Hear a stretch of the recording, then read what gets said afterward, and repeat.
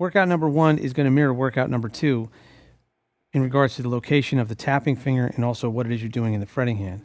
Except this time we're going to add an extra note. So now we're going to have 4 note sequences per beat. So I put that into 16th notes.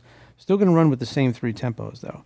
You'd be surprised though, even at higher tempos, tapping sequences just come a little bit easier when tempos are high and rhythms are a little bit more complex just because of the nature of the technique. But here it's going to be just fine. It's still at a very, very playable level.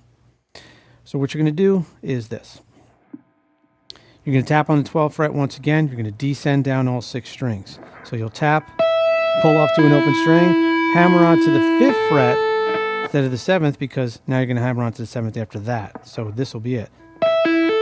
And that's in a 16th note rhythm. So 1, E, and you'll proceed down the neck like this.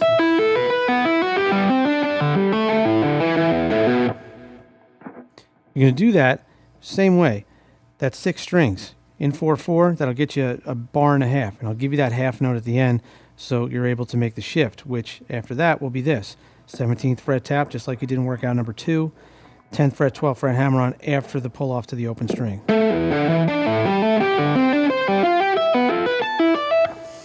Now let's make sure you're going to be able to mute out the strings as you descend, like I did in the first place.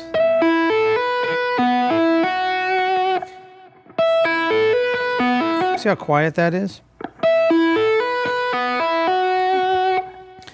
As I travel down, my first finger makes contact with the strings, and it's kind of automatic. It's not really intentional. It just happens.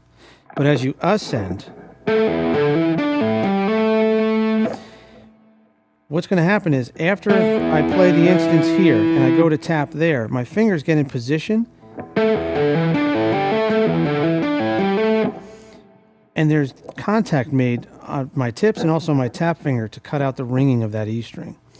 That again is something that happens natural and doesn't necessarily have to be so intentional. Now the second half is where you are going to tap and then pull off, double pull off, like this.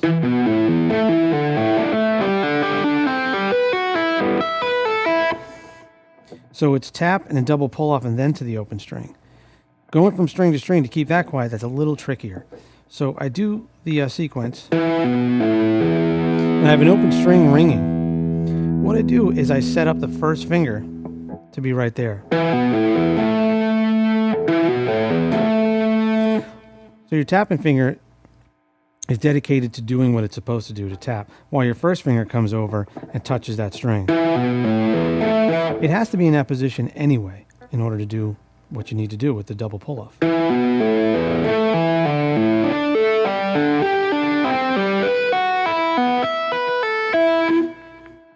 You'll do that here, and then you'll come and shift up and tap at the 19th fret, and then pull off once again from 12th fret to 10th fret to open string.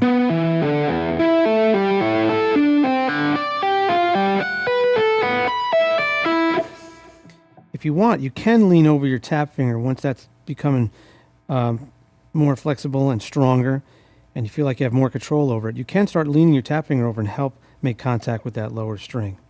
But otherwise, utilize the technique that I just showed you. So we're still in 4/4. We switched to 16th notes, but you still have that half note rest. Take advantage of it. Use that to get over to the position that you have to. Of course, as you get more advanced in your tapping playing, your tapping technique, you'll see that those gaps won't exist. But it'll be good that you've established a good way to move around and get a solid tapping technique in the beginning. So when you do make those shifts, it's going to be that much more clean. All right, when you're ready, we're going to play this at 40 beats per minute for 3 minutes, and then we'll work it up to 70 and 100. So get it together, make sure that you can clearly do this, work on that muting technique before you jump in, and when you're ready, I'll see you over at 40.